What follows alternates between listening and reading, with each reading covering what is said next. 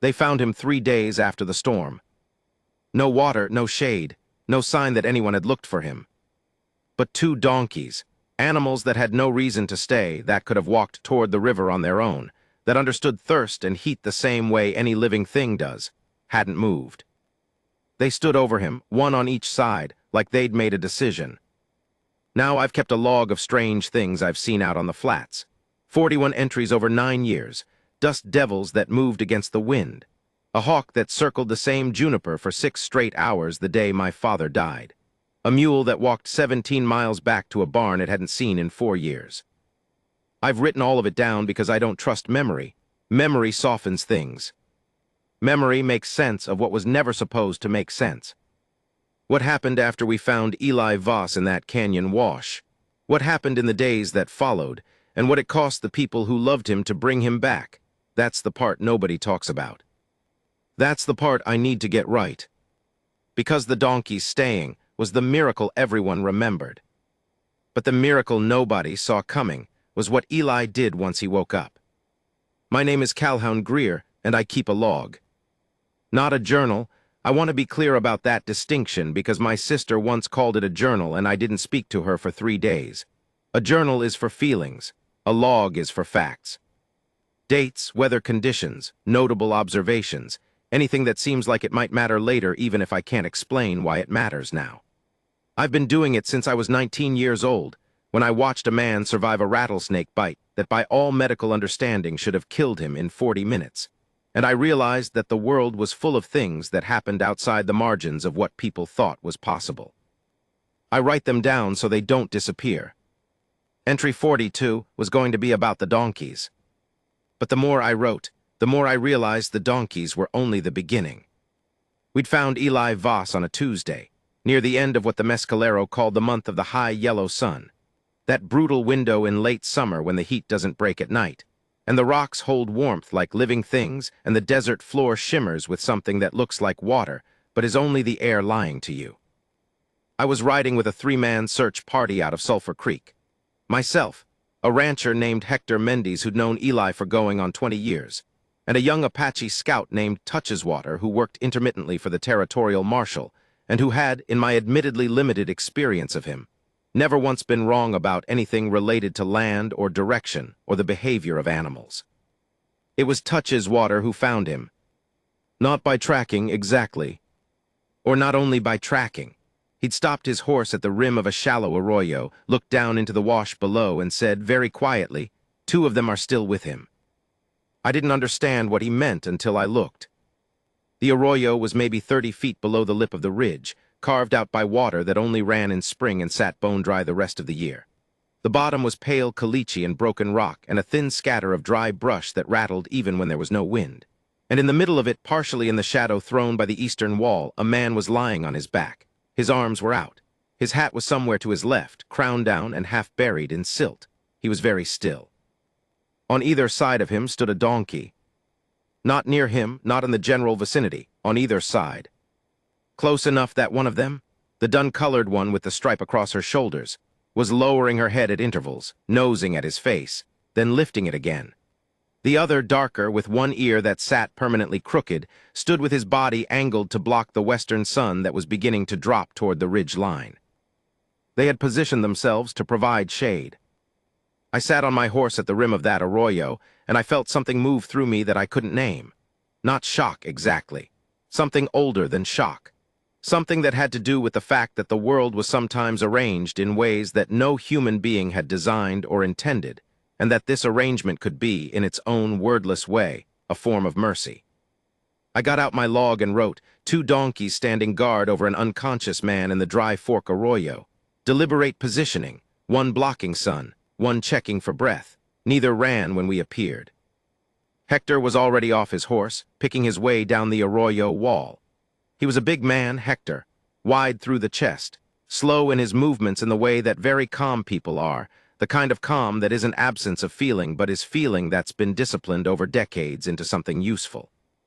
He told me on the ride out that he and Eli had been neighbors for 18 years, that Eli's wife, Rosalinda, had died 4 years back, that Eli had a daughter named Marisol who was 17, and who had ridden into Sulfur Creek alone to report her father missing, that she had been precise and dry-eyed when she did it, and that Hector had recognized that particular kind of composure and known it for what it was.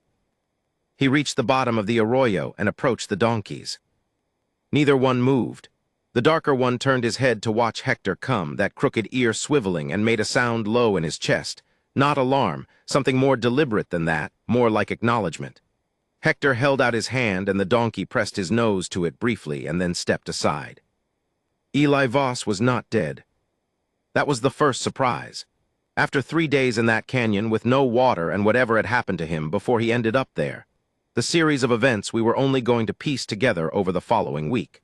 The fact of his continued existence was the kind of thing that made Hector kneel down in the pale dirt and press both hands to his face for a moment and breathe through his fingers.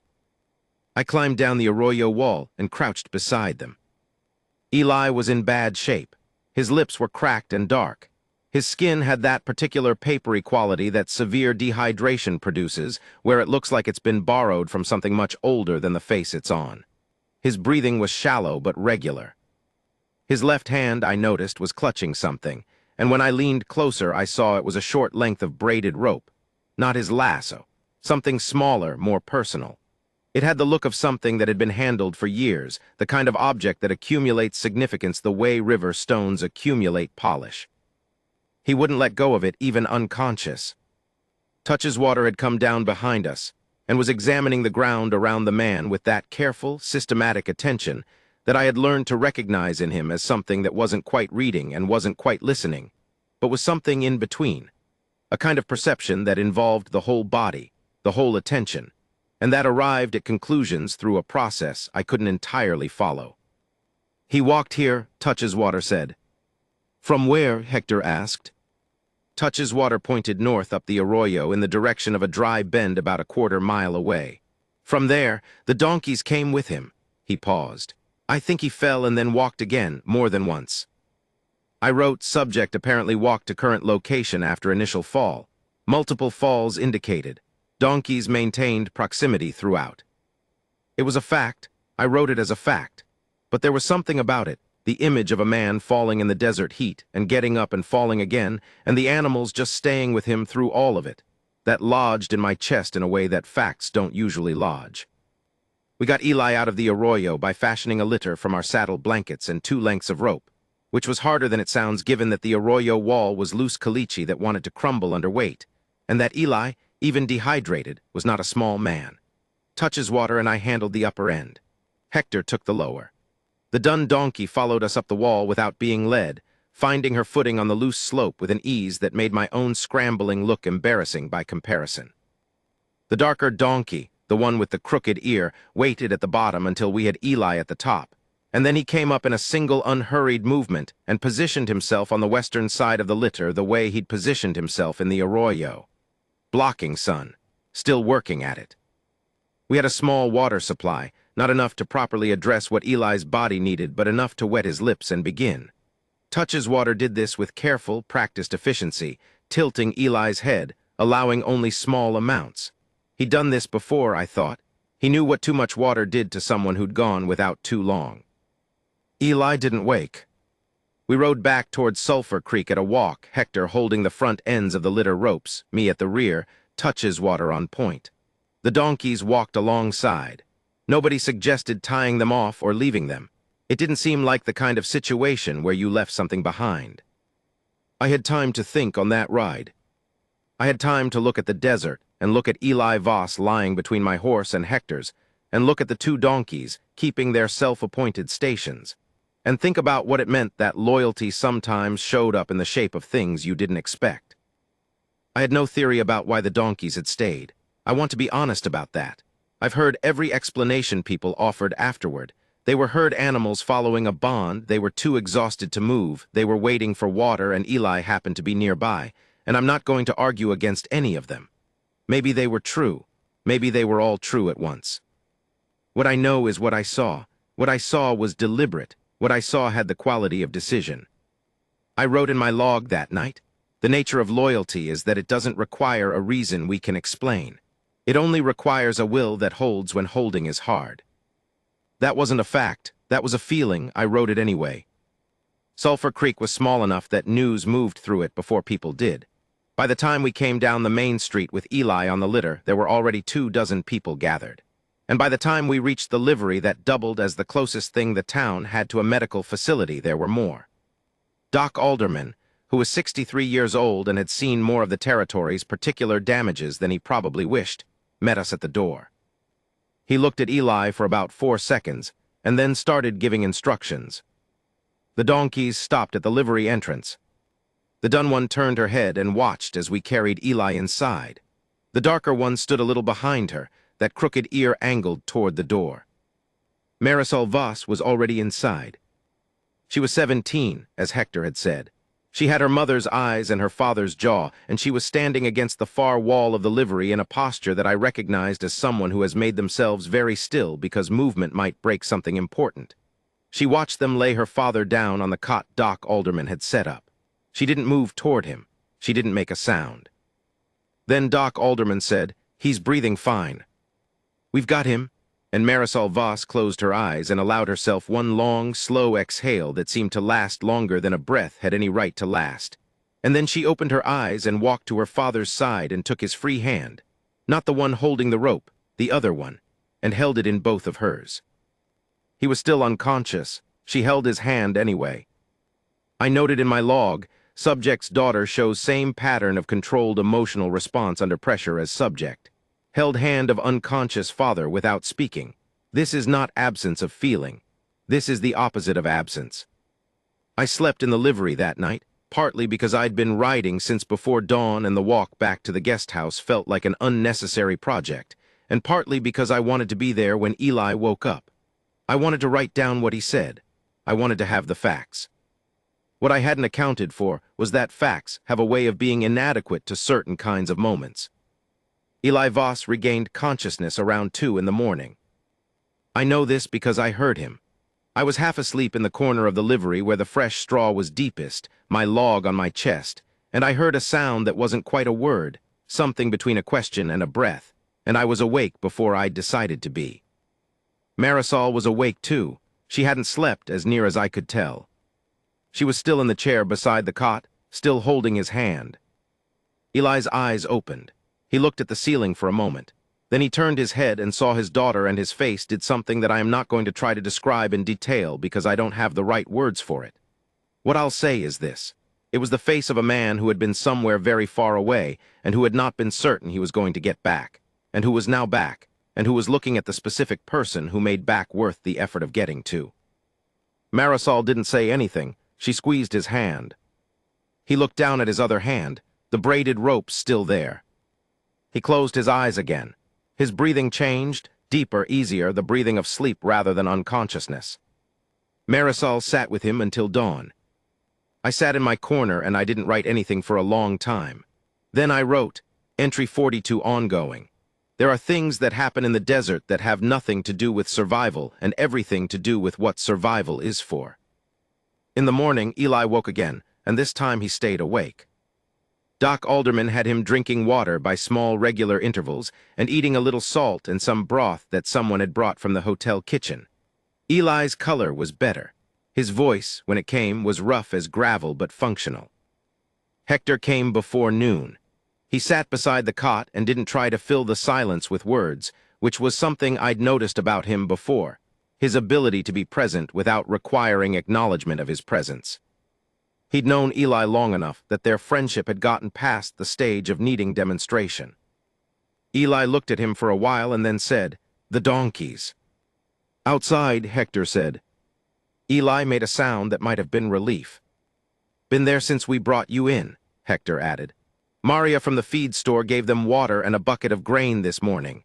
The dun one watched her the whole time like she was taking notes." A pause, then Eli said, "They stayed with me the whole time." "I know," Hector said. 3 days, Eli said. "I know," Hector said again. There was a long silence, the kind of silence where both people in it know that what's been said has weight, and that adding to it would only reduce that weight. Then Eli said quietly, "I talked to them. When I couldn't walk anymore, I talked to them so I wouldn't be alone." Hector didn't say anything. "Rosalinda would have said that made me crazy," Eli said. Hector said. Rosalinda would have said the donkeys had better sense than most people she knew. Eli was quiet for a moment. Then he made that sound again, the sound that wasn't quite laughter but lived in laughter's general neighborhood, the sound of a man who had been reminded that the world contained people who knew him well enough to say exactly the right thing. I wrote it all down, every word. I wanted to get it right. Later that afternoon, when the heat was at its peak, and the town had gone quiet in the way that desert towns go quiet in the afternoon like they're conserving something, I went out to the front of the livery. The two donkeys were in the strip of shade along the south wall. The dun one was dozing, lower lip hanging, one hind leg cocked. The darker one with the crooked ear was standing awake, watching the street, in the same general posture he'd maintained in the arroyo. I sat down in the dirt nearby and opened my log. I tried to write a factual entry about what had happened and what we'd observed, and what the likely explanations were. I wrote 3 sentences, then I stopped. What I kept thinking about was Eli saying I talked to them so I wouldn't be alone. I kept thinking about that rope in his fist, the one he hadn't let go of even unconscious. I kept thinking about Marisol sitting awake all night in that chair, and the way Hector had said exactly the right thing, and the dun donkey's deliberate positioning in the arroyo. I'd started the log to keep facts. Facts had limits. That was something I was still learning at 34 in a livery in Sulfur Creek, with 2 donkeys resting 6 feet from me in the shade. The darker donkey turned his head and looked at me. He had large, dark eyes, the kind of eyes that looked like they were holding a long thought. Donkeys have a reputation for stupidity that is, I will state for the record, entirely undeserved. What they have is stubbornness. What they have is judgment. They decide slowly and with great deliberation what is worth their effort, and once they decide, they don't change. He looked at me for a long time. Then he looked away. I wrote, the crooked-eared donkey looked at me for approximately 45 seconds this afternoon. I do not know what he concluded. I find I care what he concluded. I do not know what to do with that. That evening, Marisol came out to where the donkeys were, and she stood between them for a while with her hands on both their necks and her face pressed against the dun one's shoulder. She didn't know I was there, in the shadows at the far end of the wall. Or maybe she did and had decided it didn't matter. She said something to them, quietly. I couldn't hear the words. The dun one made that low sound in her chest, the acknowledgement sound. Marisol stayed there until the stars were out, which in the desert come in faster and more completely than anywhere else I've ever been. 1 minute you're in a fading blue world, and the next the sky is crowded with light, more light than you remember being possible, more than the word stars is adequate to contain. She went back inside. I stayed a while longer. I thought about what it cost to keep going when you were the only one keeping yourself going. I thought about Eli in the arroyo, talking to his donkeys because he needed to hear something living, because the sound of his own voice addressed to another creature was enough to keep him in the world by the thinnest possible margin. I thought about the rope in his hand and the question of what it was and who had braided it and whether Rosalinda had touched it. I thought about all the forms that staying takes. I didn't write any of it down. Some things I'm still learning to leave alone. By the 3rd day after we brought Eli in, he was sitting up. By the 4th day, he was arguing with Doc Alderman about whether he needed to stay in bed. And Doc Alderman was winning only on the technicality that Eli's legs weren't quite ready to hold him through a full day yet, and they both knew it. I'd stayed in Sulfur Creek. I told myself it was practical. My horse needed the rest. I had no pressing business elsewhere. The guest house rate was reasonable.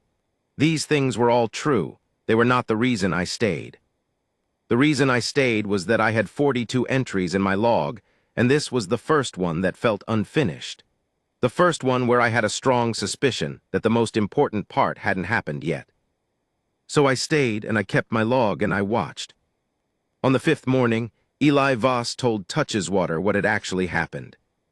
Toucheswater had come back to check on him. He passed through Sulfur Creek periodically as part of his ranging work for the marshal's office, and I'd gotten the sense over the preceding days that his return had been slightly more deliberate than his regular route required. He and Eli didn't know each other well before this. But the desert has a way of creating connections between people who have been part of the same event, and what had happened in the arroyo was the kind of event that created weight. They were in the livery, the two of them in the morning cool before the heat came. Marisol was in town buying supplies. Doc Alderman had already come and gone. I was in my corner, writing up notes from the previous 2 days, which is my habit, letting things sit before I write them, giving events time to show me what they actually are rather than what they looked like in the immediate moment. Eli had the braided rope in his hands. He was turning it between his fingers, the way people handle worry beads or rosary beads or any small object that has become a container for something too large to hold otherwise. Touch's Water looked at the rope and didn't ask about it. He had that particular quality of patience, of being willing to wait for a thing to be offered rather than taking it. It was something I'd noticed in him before, a deliberate withholding of demand. Eli looked at his hands for a while. Then he said, I went out to check the north fence line 6 days ago. You know the country north of my place. Some of it, Touch's Water said. Dry Fork Canyon runs along the north boundary. I've got a section of fence that follows the rim. Had a report of some of the posts coming loose, erosion, I figured, from last spring's runoff. He paused. I took the donkeys because they're easier in that terrain than a horse. I know the path. I've walked it 50 times. He stopped. His hands moved on the rope. There's a section of the rim, he said. That looks solid. I've walked on it 100 times over the years. Looks like good caliche shelf, hard pack. Another pause. It wasn't, or it had been, and then it wasn't anymore. Touch's Water nodded once, slow. Came down about 12 feet, Eli said. Onto the arroyo floor, I hit my left side. Ribs, I think, something in my shoulder. He glanced at the shoulder in question, his left, which Doc Alderman had confirmed was dislocated and had reduced back the previous morning, a process Eli had conducted with the controlled, teeth-clenched composure of a man who refused to perform more pain than he could help. I couldn't get up for a while, I'm not sure how long. I lost some time. Touch's Water waited. The donkeys came down after me, Eli said. That was the part. He stopped. His jaw worked briefly. There's no path down that section of the rim. What they did to get down there, he shook his head. They shouldn't have been able to do that. The done one, Paloma, she found a way, I don't know how, and then Duarte followed her. He said the names with the ease of long familiarity. Paloma for the done one, Duarte for the darker one with the crooked ear. He'd owned them for 11 years. They'd been Rosalinda's first, and then they'd become his. I tried to get up and walk out, Eli continued. I couldn't get to the rim wall in the state I was in. The heat was coming. I found some shade, and I told myself I'd rest and try again in the evening. He looked at the livery ceiling. I tried 3 more times, never made it to the wall. My legs stopped working right, not broken, I don't think, just done, and I kept losing time. He paused. You know what I mean by losing time. Yes, Touch's Water said. Day 2 I stopped trying to get out and started thinking about what I had with me, which was nothing useful. My canteen was gone, must have come off when I fell, didn't find it. I had the rope, my hat, my knife, a box of matches. He looked at the braided rope in his hands. The rope was Rosalinda's. She made it. I carry it. I just carry it. I've carried it for 4 years. He didn't elaborate on that. He didn't need to. Day 2 I talked to the donkeys, he said. I know how that sounds. It doesn't sound like anything, Touch's Water said. It sounds like what a person does. Eli looked at him for a moment, then he nodded. I told them things I hadn't told anybody, he said. I told them I was scared. I told them I thought. He stopped. His hand tightened on the rope. I told them I thought I'd made some wrong choices since Rosalinda died, with Marisol, with the ranch. I'd been going through the motions, but I hadn't been present. You understand what I mean. I wrote nothing. I held my pen above the page and I didn't move. And I told them that if I got out, Eli said, I was going to stop going through the motions. I was going to, he exhaled. I told them I was going to choose to be here, properly here, not just physically. He looked at the rope again. Which sounds like exactly the kind of thing you say when you're dying, and you're not sure you mean it. Touch's Water was quiet for a moment. Then he said, did you mean it? Eli Voss looked at the braided rope, the rope that had been his wife's hands before it was his. The rope he'd held through 3 days in the desert floor without knowing he was holding it. Ask me in 6 months, he said. I'll have a better answer then. I stepped outside for a while after that. I needed air, not because what I'd heard was too much. It wasn't exactly.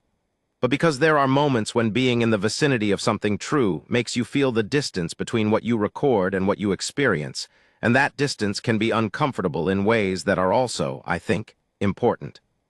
The donkeys were in their strip of shade. Paloma was awake, watching me approach with the mild, assessing interest she'd shown toward everyone who came close. Duarte had his eyes half closed, that crooked ear at its permanent odd angle. I crouched in front of Paloma, and she lowered her nose to my outstretched hand and breathed against it. Warm breath, dusty and dry and somehow specific. The breath of an animal that had been somewhere and done something and was resting now. "You did well," I told her. "I don't talk to animals as a rule. It felt necessary." She lifted her head and looked at me with those large, dark eyes, and I felt, irrationally and completely, that she knew exactly what she'd done, and had never for a moment doubted she would do it. I went back inside and wrote, "Subject's account of 3 days in Arroyo complete. Animal behavior unexplained by any framework I have available to me.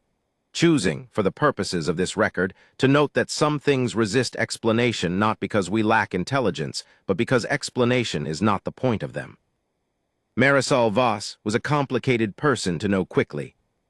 She was quiet in the way that people are quiet when they've learned that talking draws attention to things they're not ready to have examined. She was precise in the way she moved, in the way she spoke when she spoke, in the way she organized the small space of the livery around her father's cot with the efficient economy of someone who'd been keeping a household running longer than they should have had to. Her mother had died when she was 13. She'd had 4 years of being the practical center of a working ranch. She didn't appear to resent this. That was the thing I kept noticing, the absence of resentment where resentment would have been entirely understandable. She'd organized her life around necessity, and she'd done it without visible bitterness. But on the 6th morning after we'd found Eli, I came out of the guest house early, and I found her at the water trough at the south end of town, washing her face, and I saw the thing she wasn't showing anyone else. She didn't know I was there. I should have said something immediately, made my presence known. The decent thing to do is not observe people through the accidents of bad timing. But I was 50 feet away, and she was already mid-moment, and by the time I processed what I was seeing it was too late to back away without being conspicuous.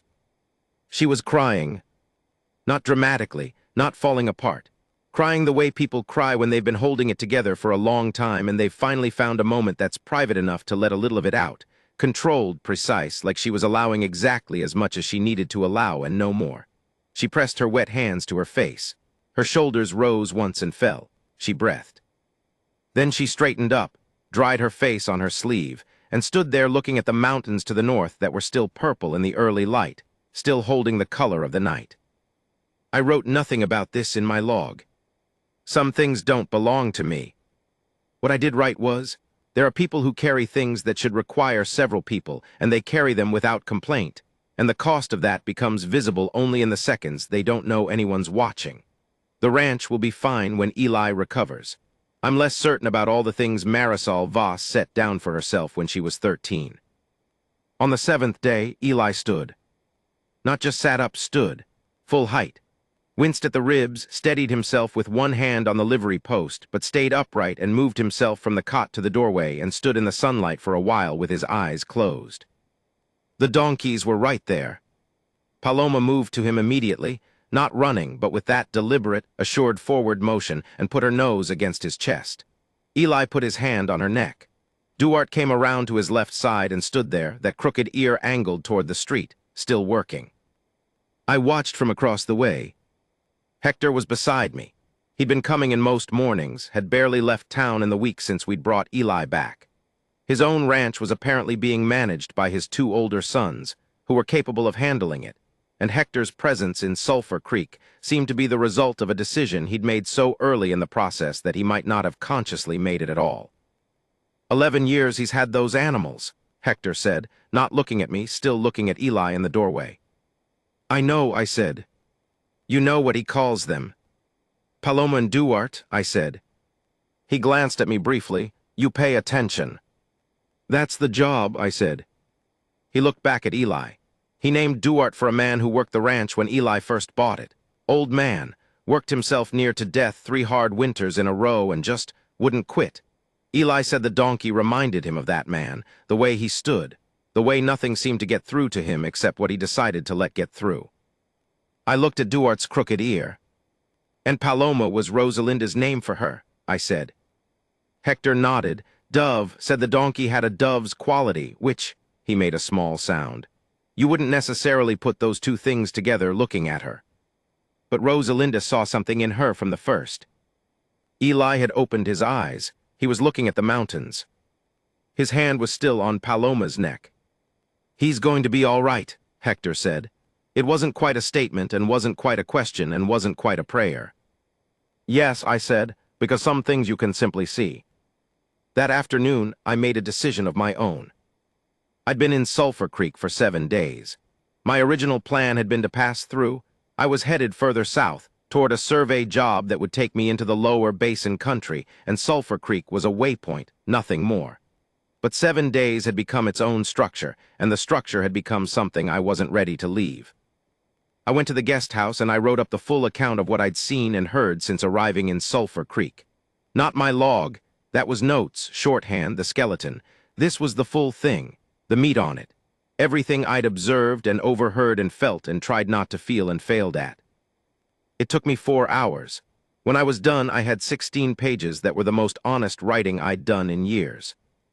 I didn't know what to do with it. I still don't, exactly. It's in the pack with my log and my survey tools and the extra pair of socks that was my mother's one insisted-upon item for any trip of more than 3 days. What I knew was that I needed to write it. What I knew was that the distance between the facts and the meaning of the facts was exactly the distance I needed to try to cross. On the 8th day, Eli Voss walked outside on his own. Doc Alderman watched from the doorway with the expression of a man who was professionally committed to more caution, but was also human enough to know when argument was no longer the point. Eli walked to where the donkeys were in their shade. He stood between them, the same position Marisol had been in that night with the stars, and he put one hand on Paloma and one hand on Duarte, and he said something I couldn't hear. Whatever he said it for a while. When he was done, he came back inside. I asked him later what he'd told them. He looked at me for a moment. He was still not fully himself. He was thinner than he should have been, and there were lines around his eyes that hadn't been there before, and he moved with the careful attention of a man who is cataloging his own body and making assessments. But his eyes were clear. That was the thing I kept coming back to. Whatever the desert had taken from him, it hadn't taken that. I thanked them, he said simply. I wrote it down. There's a thing that happens when a crisis resolves. The people who were part of it, who were held together by its pressure, oriented toward the same urgent center, start to move back toward their own lives, their own trajectories, their own separate needs. The shared event becomes a shared memory. Memory is a different thing than presence. By the 10th day, Sulfur Creek was returning to itself. The small crowd that had gathered the morning we brought Eli in had dispersed back into the rhythms of a working desert town. The daily maintenance of survival that leaves no room for extended witness. Hector was spending more time at his ranch now, coming into town only in the evenings. Toucheswater had left 3 days prior, heading north on whatever his ranging work required. He'd said a brief goodbye to Eli and a briefer one to me, and had ridden out in the morning without fanfare, which seemed consistent with everything I'd observed of him. I should have left too. I knew it. The survey job to the south wasn't going to wait much longer, and I had no professional reason to still be in Sulfur Creek. I stayed another 3 days. During those 3 days, I had conversations I hadn't planned on having. The first was with Doc Alderman, who found me at the hotel breakfast on the 11th morning and sat across from me without being invited, which suggested he had something he'd decided to say, and had decided to say it before he could talk himself out of it. He was a lean, weathered man with close-trimmed white hair and the particular manner of someone who has spent decades in a position requiring him to tell people things they don't want to hear. He ordered coffee and looked at his hands for a moment. "You've been writing things down," he said. "That's right," I said. "About Eli." "About what happened," I said. "About what I observed." He nodded. "I've been doing this work for 31 years, he said. "Out here in this particular country, I've seen people recover from things that should have killed them, and I've seen people die from things that shouldn't have." He turned his coffee cup. "I've tried for a long time to find a logic to it. I waited. Eli Voss shouldn't have survived 3 days in that arroyo, he said. Not with his injuries, not without water, not in that heat. He paused. I've reviewed what I know about his condition and the timeline, and I've run the numbers such as they are. He should have been dead by day 2. And yet, I said. And yet, he agreed. Now I'm a practical man, I don't traffic in miracles. The donkeys provided shade, and that bought him time, and some people have a capacity for endurance that's at the outer edge of what we understand, and Eli may be one of those people. He looked at me. But I've been thinking about what he said, about choosing to be here, about the things he decided in that arroyo. He stopped, drank his coffee. You think it mattered, I said, the decision. I think the body knows things the mind doesn't always tell it, he said. I think when a person genuinely wants to survive, not just instinctively but consciously for specific reasons, the body performs differently. He set down his cup. I can't put that in a medical record, but I believe it. I wrote it in my log. I wrote, Doc Alderman believes the will to survive for a specific reason is clinically distinct from the instinct to survive. Anecdotal, but the anecdote is 31 years of evidence. The second conversation was with Marisol. She came to me. That was the part I hadn't expected. She sought me out, which given what I knew of her way with the world felt significant. She found me at the south end of town in the late afternoon, sitting on the fence rail with my log open, watching the light change on the desert floor. She sat on the rail beside me, which required a brief athletic scramble that she accomplished with complete composure. Hector says you keep records, she said. That's right. Of unusual things. Of things that seem worth remembering, I said.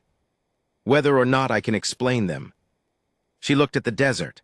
The light was going gold, the long late afternoon gold that makes the whole country look like it was made specifically for this moment. Will you write about us? She said, not accusatory, genuinely curious. I already have, I said. She was quiet for a moment. What did you write? It was a straightforward question. She asked it directly, which seemed consistent with everything I'd seen of her. No performance in it, just a genuine desire to know what she looked like from the outside. I thought about what to say. I wrote that you rode into town alone to report your father missing, I said, and that you were precise and dry-eyed when you did it, and that Hector recognized something in that composure and knew what it was. I paused, and I wrote that you sat up all night in that chair and held your father's hand. She looked at the horizon. That's all true, she said. I know, I said. A silence, the kind that has texture to it. He's different, she said then. Since he woke up, you probably noticed. Some, I said. He talks more, she said. At dinner last night he asked me about... She stopped. Her jaw moved briefly. He asked me what I wanted, for the future, for myself, not for the ranch. He's never asked me that before. I said nothing. I didn't know what to say, she admitted. I've been running the ranch for 4 years, and I know what needs to happen for the ranch, and I know what needs to happen for him, and I don't. She stopped again. Her hands were folded in her lap, and I could see her making herself hold them still. I've never been asked what I want. I looked at my log, then I closed it. What do you want? I said. She looked at me. 17 years old, with her mother's eyes and her father's jaw, and 4 years of early adulthood that had been shaped entirely by necessity. She was quiet for a long time. I want to know what I want, she said finally. I think that's where I have to start. I thought that was one of the most honest things I'd heard anyone say in a long time. I didn't write it in my log. Some things I'm keeping. On the 12th day, Eli Voss told me he was going home. He said it in the morning with the matter-of-fact quality of a decision that had been made a while ago and was just now being announced. He was standing outside the livery in the early cool, fully dressed, looking considerably more like himself than he had 10 days ago. The ribs were still taped. His shoulder was still careful. But the papery quality was gone from his skin, and his eyes had that clear quality, and he was standing without the hand on the post. Paloma and Duarte were being loaded with light packs, the few things Eli had had with him, and the small collection of goods people had pressed on him throughout his stay. Thank you for staying, he said to me. I had no reason to go, I said, which was technically true in the way technical truths are satisfying without being complete. He looked at the donkeys. I'm going to fix the fence line, he said. Properly, before I do anything else, find out where else that rim is compromised. That makes sense, I said. And then I'm going to talk to Marisol, he said. Really talk to her, about her mother, about the ranch, he paused. About what she needs that she's not getting. I've been letting her carry things that were mine to carry. I didn't say anything. I told the donkeys I'd change, he said. There was a slight quality in his voice, not embarrassment exactly, but awareness. I know that sounds. It sounds like a promise that mattered enough to make to witnesses, I said. He looked at me. Even if the witnesses are donkeys, I said. Something moved across his face. Not laughter, not quite, but what lives beside laughter when the grief is still too close. That's one way to put it, he said. They left mid-morning. Eli rode one of Hector's spare horses. His own had been retrieved from the north fence area 2 days prior, and Marisol rode beside him on her roan. Paloma and Duarte walked behind with their light packs, in no apparent hurry, in no apparent distress, with the unhurried quality of animals who have done what they came to do and are ready for the ordinary work of the day. Hector rode with them to the edge of town and then stopped and watched them go.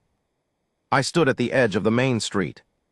Duarte, at the tail of the little procession, turned his head once, looked back at the town.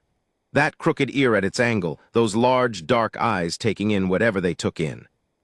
Then he turned forward and kept walking. I left Sulfur Creek the next day. The survey job south was probably already irritated with me. I'd deal with that when I got there. I had a full day's ride ahead, and the desert morning was cool and clean, and the mountains to the north still held a little dark in their folds. I rode out of town with my log in the saddlebag, and the 16 pages I'd written separately, still unsure what to do with them. About 2 miles out, I stopped and opened the log. I had 42 entries. Some of them were practical, weather records, observations about water sources and wildlife patterns, the survival of the man with the rattlesnake bite.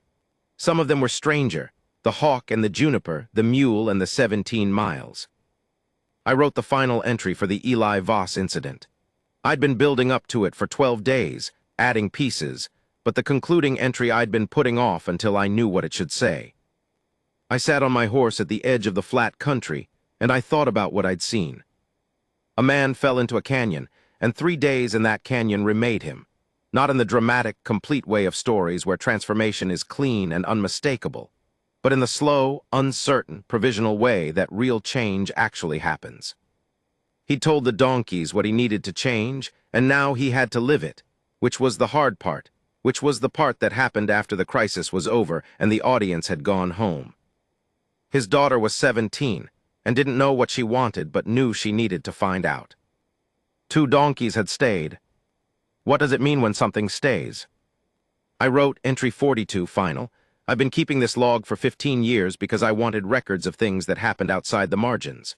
What happened in Dry Fork Arroyo is the most documented example I have of what happens when loyalty, stubbornness, and love act in concert without any of them requiring explanation. Eli Voss is alive because he had witnesses, because he was seen. Because 2 animals who owed him nothing decided that the fact of their presence was worth something and made that decision hold for 3 days. I don't know if this is miracle or biology or the universe arranging itself temporarily in a kind direction. I know it happened. I know I was there after. I know that the people who survive the worst things are sometimes shaped by the survival into something better, and sometimes not, and that what determines the outcome is less the event than the choices made afterward. Eli Voss has made some promises. I won't be there to see if he keeps them.